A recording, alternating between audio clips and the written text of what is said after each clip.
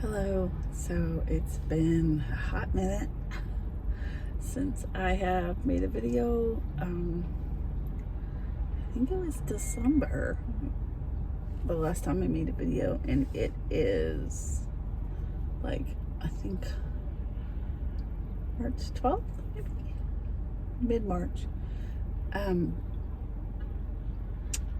Sorry, people walking by my car.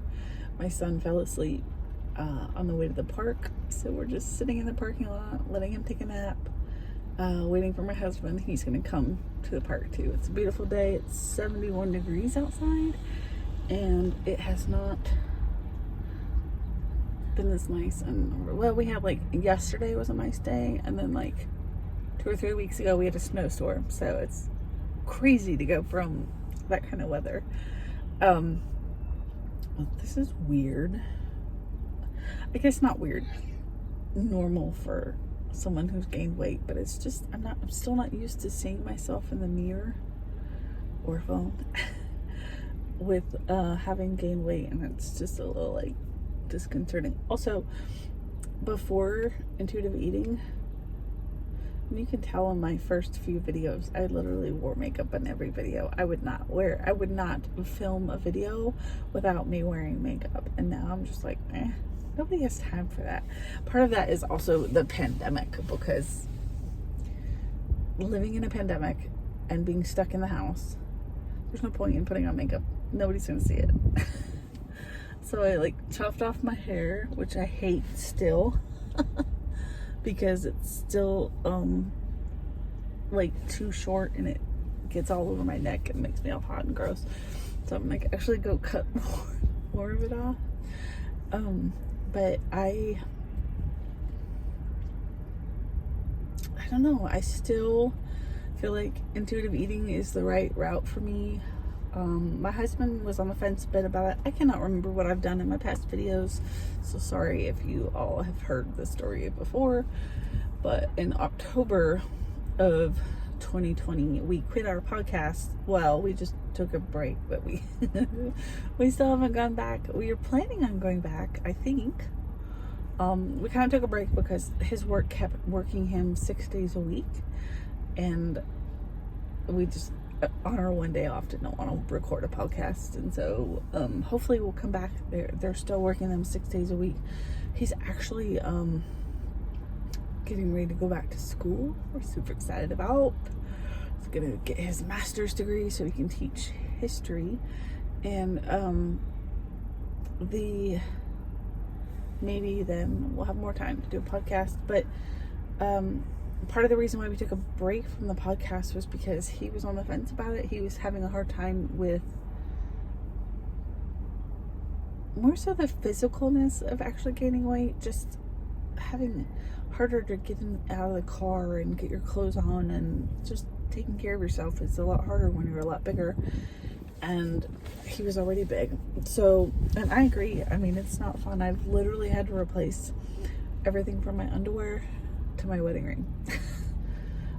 I have one of those Coelho rings. It's like a silicone ring that I used to wear when I did jujitsu, and I still wear that on a regular basis. I just forgot today.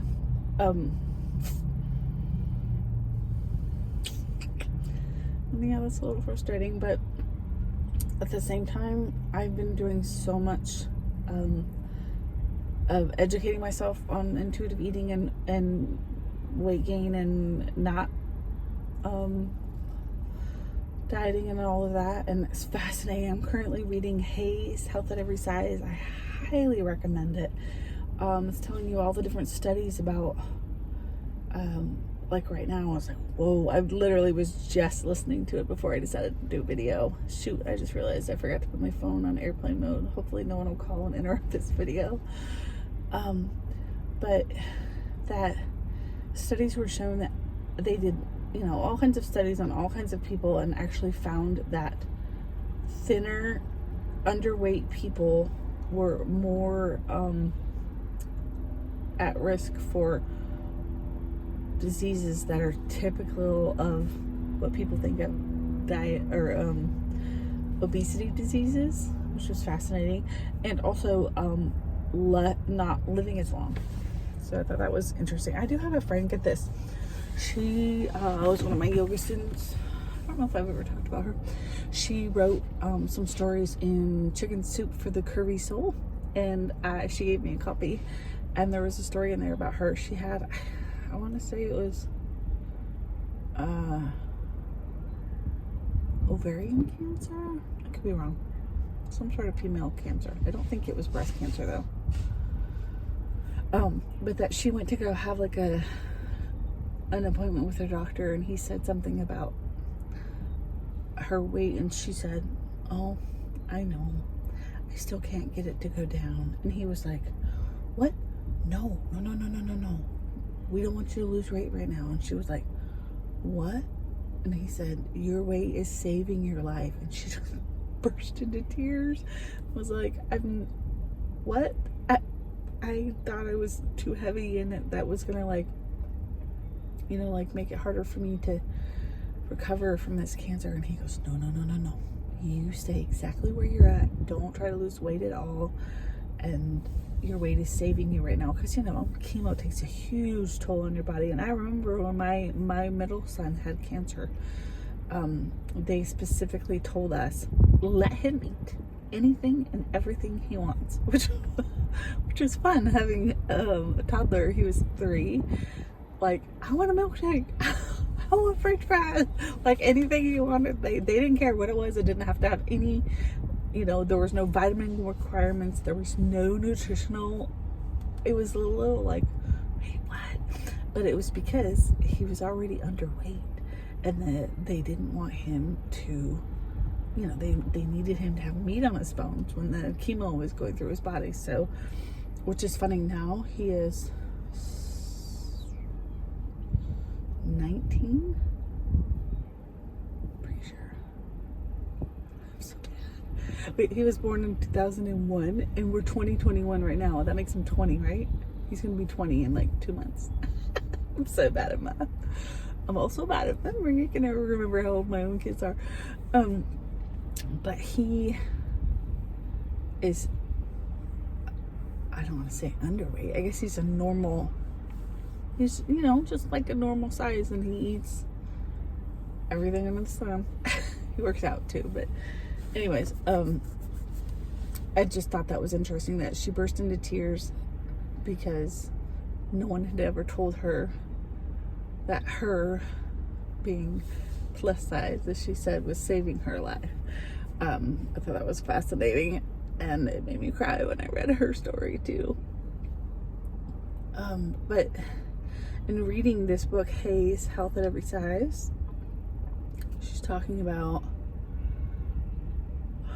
so it's infuriating how many stories, I'm sorry, I just saw the word story pop up, how many studies are shown that obesity is not the cause of death for what most people would think is, that you're going to die from obesity. That actual diseases that thin people, underweight people are dying from are not, or worse for you. I'm a mess. Okay, just read the book. When you read it, you go, oh my God, that's fascinating. All of these studies are proving that being overweight is not the worst thing. There's all kinds of other issues, like actual sedentary is worse for you. Not doing any kind of activity is worse for you than being overweight. My husband and I are very active. We're constantly going. It is also a lot harder to be constantly active when you are overweight, but I'm used to that. I've been plus size since, I don't know, 2005-ish, maybe. I don't know. It's weird. I feel like for me,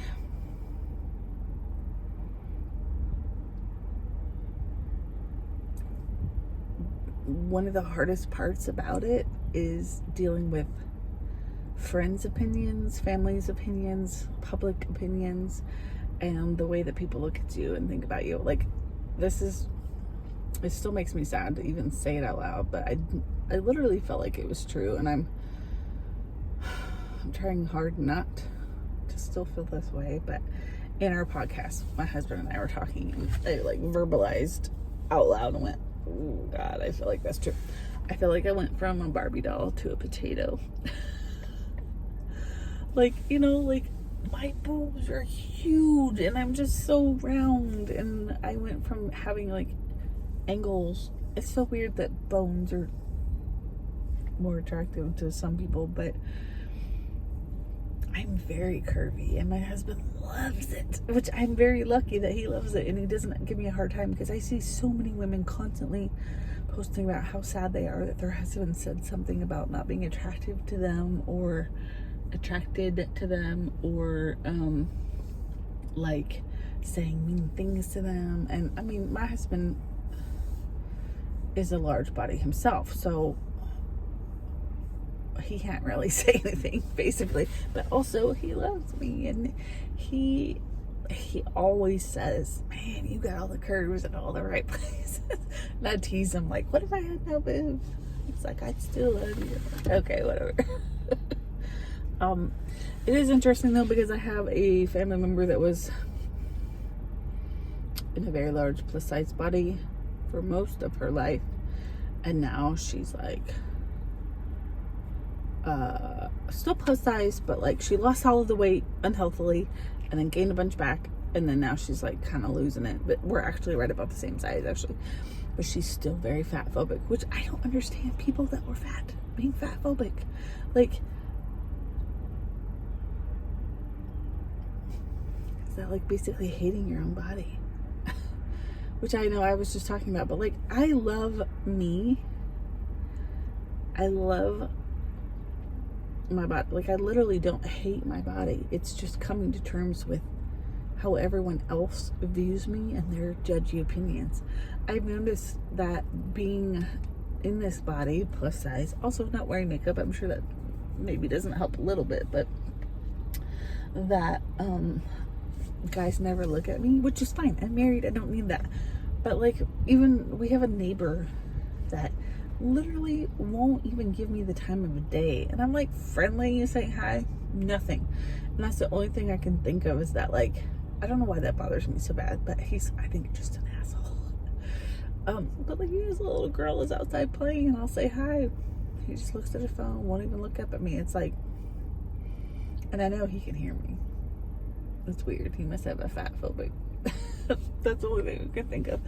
But it's just weird. It's just kind of a mind fuck to go from being a cute, thin-bodied gal, I guess you could say. Because I've been like, I would say,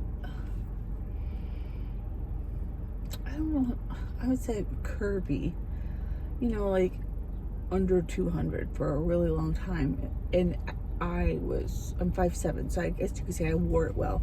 Like, I got hit on all the time. And then it's like, as soon as I got, you know, over 200, nothing. And I know that's weird. I don't know why that bothers me, but it just makes you feel like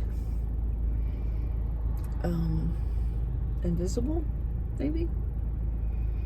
Like, I notice that people don't hardly talk to you in public, and I think it's interesting that people talk to me because I have the baby. You know, they'll say, oh, he's so cute, and oh, he's so sweet, and oh, look at the curls and stuff like that. Because my windows are stuck down, by the way. It's gonna be fun when it rains, huh? This hair is driving me nuts. Also too, look, I'm getting new stretch marks, which I've had my whole life, but to have them up on my shoulders where you can't really like hide them as well.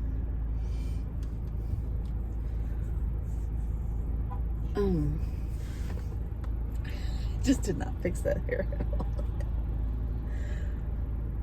So I don't know. I've been on Clubhouse a lot lately. If you're not familiar with Clubhouse, it's an app only available for iPhone users at the moment. They're working on Android. But Clubhouse is an awesome app where you can actually chat with other people. You can like, basically it's like a chat group, and then there's a couple people that host a group, and I made an intuitive eating Clubhouse group. I posted about it in a bunch of intuitive eating groups. Ooh, I should post about it on Reddit. Just because it would be really fun to have conversations with other people who are doing intuitive eating, and you know, just the mind fucks basically that go along with being happy in your plus size body and being okay with the weight gain and not being terrified and all of that.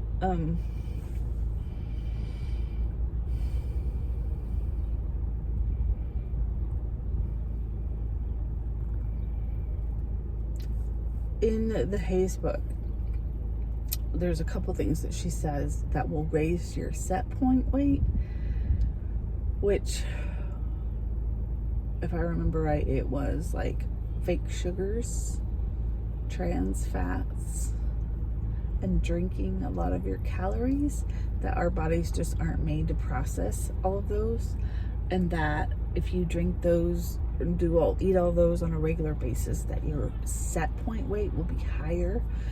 And I guess we're good on that, because we drink coffee, but that's really we don't drink a lot of other caloric drinks, just because we don't. Let's say every once in a while we have like a real soda or something, but for the most part we drink a lot of water. Ooh, hubby does drink meal. I'm gonna get rid of that, I guess, huh? I don't know what they're yelling about.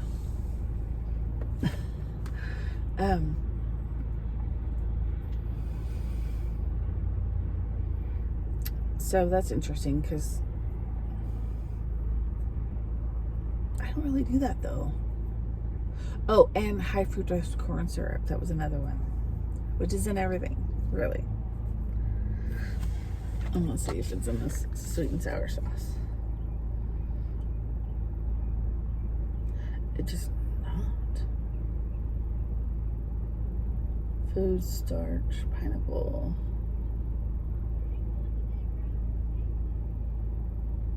Amazingly, it does not, but it does have sugar.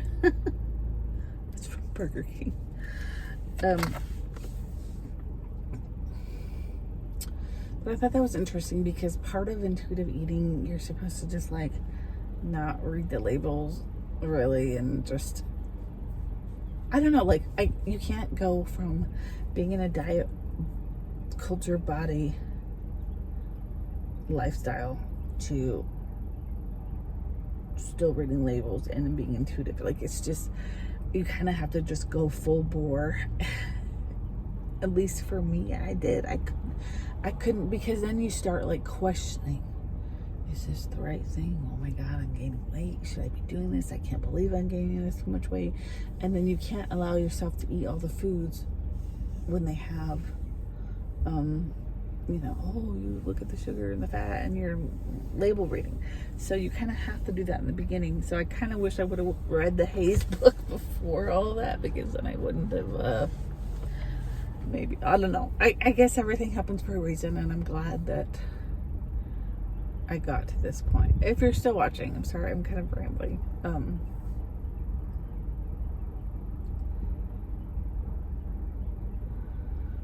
There's a guy like taking off another guy's sweatshirt, and it just threw me off. I think he has special needs. Just the way he did it was really weird. He like stuck a fist on his chest, held it there for a while. I don't know, that was weird. But yeah, I still feel like it was the right thing to do, because this child a couple weeks ago was eating an ice cream cone, stopped because he saw bananas and said, "Nana?" And we put the ice cream cone away and he ate the banana. And like yesterday we got, it wasn't Burger King, it was Wendy's. I was craving a salad. Y'all, that's never happened to me before. I could not stop thinking about their salad. The Wendy's, I think it's apple bacon pecan. It's so good. I love blue cheese, and it's like the tanginess of the blue cheese with the sweetness of the apples. It's so good. God bless it. I'm itchy everywhere. I was craving that, and so James was like, okay, go get it. And I got the baby a kids meal. And mind you, he's only had like maybe a handful of kids meals, so he's still not used to like chicken nuggets and stuff like that. And he did not care for the fries. The Wendy's fries literally have no salt on them, so they were like kind of gross. And we were out of ketchup, and they didn't give us any ketchup, so he was kind of like, eh. I gave him grapes. He ate all the grapes before he ate the French fries. Like, the main reason why we wanted to do this was because we knew we did not want to pass our stupid food rules to our child. We don't want him to be afraid of carbs. We don't want him to be afraid of eating in a life that's like joyful. I mean, food is meant to be pleasurable, and when you're not eating it because of some stupid diet that you're not going to lose weight on anyways, or you're going to lose weight and gain it back and then be miserable. My middle son,